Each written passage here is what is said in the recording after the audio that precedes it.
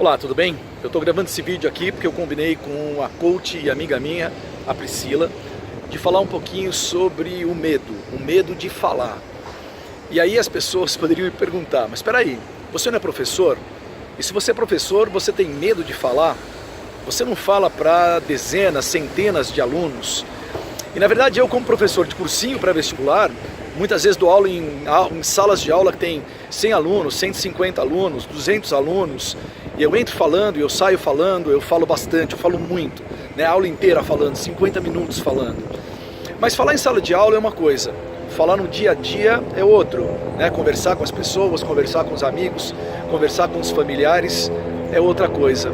Será que pode um professor de cursinho, um professor que fala muito, ser uma pessoa lacônica, quieta, fechada? Por que isso poderia acontecer? Essa é uma reflexão. Na verdade é um pouco uma reflexão sobre mim mesmo, né? De uma forma geral, eu sou um cara quieto, eu sou um cara fechado, eu converso pouco. E o que foi me colocado é o seguinte, será que isso tem a ver com medo? Medo do quê?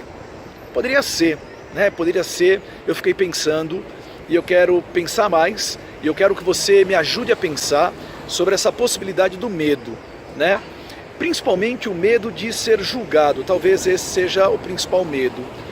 Uma das características que eu tenho é tentar agradar as pessoas. Difícil dizer se é uma boa característica ou ela é uma característica ruim, mas essa é de fato uma característica que eu tenho. Eu procuro agradar as pessoas e é claro que eu fiquei pensando, se eu procuro agradar as pessoas têm que ter alguma impressão de mim. Se eu agrado alguém, qual é o retorno que essa pessoa me dá? Né? Será que ela me dá um retorno positivo?